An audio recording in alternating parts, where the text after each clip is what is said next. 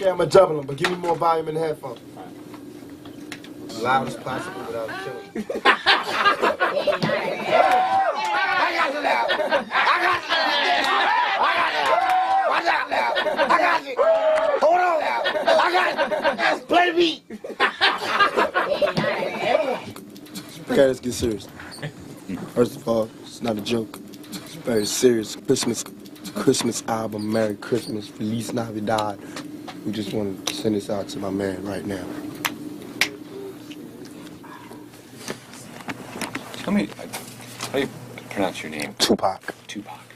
Remember, like two, and Pac like pocket. You won't go wrong. Just Tupac. Good. Looking good.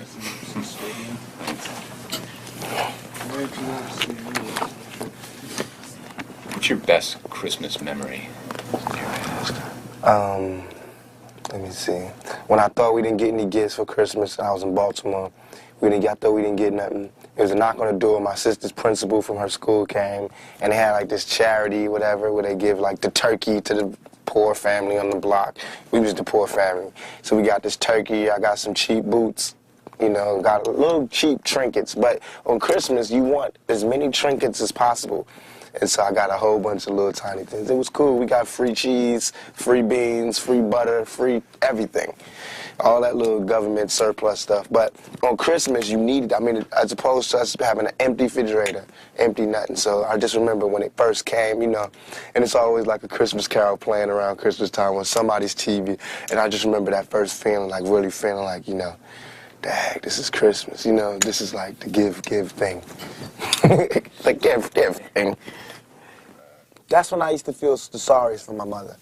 It's because there was no man there, you know, and this is a woman, my mother. She had to tell us, you know, she had to make it like Mary, and there was nothing there. There wasn't even regular dinner, let alone Christmas dinner, you know, and she had to like explain to us how, like, I mean, it's so hard to sell that all we need is each other's speech, especially when your stomach hurts. You know, and she's telling us that as our stomachs go, she's like, all we need is each other. It's meat. But I thought it was just so beautiful how she just would be strong and she would do it. And she would never use that time to go, your fathers are really jerks, you know, they really left me here. But they did. Our fathers really did leave her.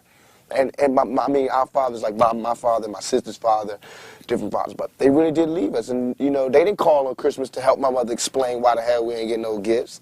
They was just like, you know, with they woman, wherever they was, being big shotty, being Santa Claus to somebody else's kids.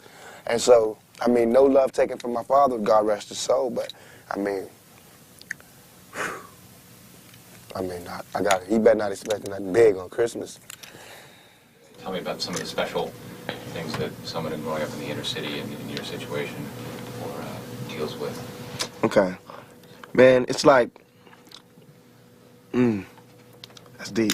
It's like, when you're born, usually you're born into a dynasty or an empire, right? You're born like as a junior or, you know, following in your father's footsteps. You always tell your father, he did this, or your father, or your grandfather, he did this, or we got this, or the family heirlooms. There's none of that in the outer city. I call it the outer city because we left out. There's nothing. We don't get any family heirlooms, the family crest, all that stuff that you would think is so important was meaningless. Because I mean, come on. Our family crest was cotton, you know what I'm saying? It's like, man, it's like the only thing we can really leave behind is culture, is music, you know, and dignity and determination. That's what we had.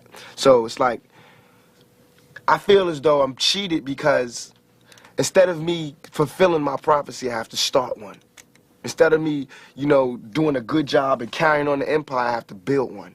And that's a hell of a job for a 21-year-old. You know what I'm saying? That's a hell of a job for any youngster, male or female, to have to build an empire for your family. You know what I'm saying? And it's like, especially when the odds is that, you know that somebody else who lives in the inner city, the real inner city, suburbia, who, when he's born, I mean, 16, he gets a car, automatic. You know, there's money in the bank for college. You know, it's Christmas, go to vacation somewhere. Our vacations was down the street, cross town, grandma's house. You know what I'm saying? That was the vacation. Or, you know, or jail. to be even more real. And I hate to make this like sad story, but it's real. Because this world is such a, and when I say this world, I mean it. I don't mean in an ideal sense. I mean in every day, every little thing you do. It's such a, gimme, gimme, gimme. Everybody back off. You know, everybody's like, you taught that from school, everywhere. Big business. If you want to be successful, you want to be like Trump, gimme, gimme, gimme, push, push, push, push, step, step, step, crush, crush, crush. That's how it all is. And it's like, nobody ever stopped. Just, you know, I feel like, instead of us just being like, slavery's bad, slavery's down, bad whitey, bad whitey. I mean, all right, let's stop that. And everybody's smart enough to know that, I mean, we've been slighted. And we want ours. And I don't mean by like ours, 40 acres and a mule, because we're past that. But we need help. I mean, for us to be on our own 2 feet, us meaning youth or us meaning black people, whatever you want to take it for us to be on our own 2 feet, we do need help. Because we have been here, we have been a good friend. If you want to make it a relationship type thing, we have been there, and now we deserve our payback. It's like you got a friend that you don't never look out for. You know, you dressed up in jewels. Now America's got jewels, and they paid and everything, and they lending money to everybody except us. And it's like, you know, everybody need a little help on their way to being, you know, self-reliant. I mean, if this is truly a melting pot in the country where we care about it, and Lady Liberty got a hand like this, she really loves us, then we really need to be like that. And it needs to be the black kids. And if there's a white person who got money, then he need to help them. He need to help black kids, Mexican kids, Korean kids, whatever. But it need to be real. And it need to be before we all die, and then you say, oh, I made a mistake. We should have gave them some money. We really should have helped these folks. It's going to be too late. You know what I'm saying? And then that's when you got to pay your own karma. And that's when God make you punish. When God punishes you. Because I feel like, you know, it's too much money here. I mean, nobody should be hitting lotto for 36 million and we got people starving in the streets. That is not idealistic. That's just real. That is just stupid. There's no way Michael Jackson should have, or whoever Jackson, should have $1,000,000 billion and then there's people starving. There's no way. There's no way that these people should own planes and their people don't have houses, apartments, shacks, drawers, pants. I know you're rich. I know you got $40 billion, but can you just keep it to one house? You only need one house. And if you only got 2 kids, can you just keep it to 2 rooms? I mean, why have 52 rooms and you know there's somebody with no room? It just don't make sense to me. It don't. And then these people celebrate Christmas. They got big trees, huge trees, all the little trimmings. Everybody got gifts, and then somebody's starving. And they're having a white Christmas. They're having a great Christmas, eggnog and the whole 9. That's not fair to me. I think that when there's hopelessness, people revolt. Because it's like there's nothing that's like, you know, it's like we're going, is America going to help us ever? You know, because, I mean, we know for a long time they haven't. Are they ever? And it's like all these things are showing us no. And you know there's somebody going, no, they're not going to help you. No, they're not going to help you. And then, of course, we seeing, no, they're not helping us. All BS aside, it all comes down to we got to survive. I mean, even warriors put their spears down on Sundays.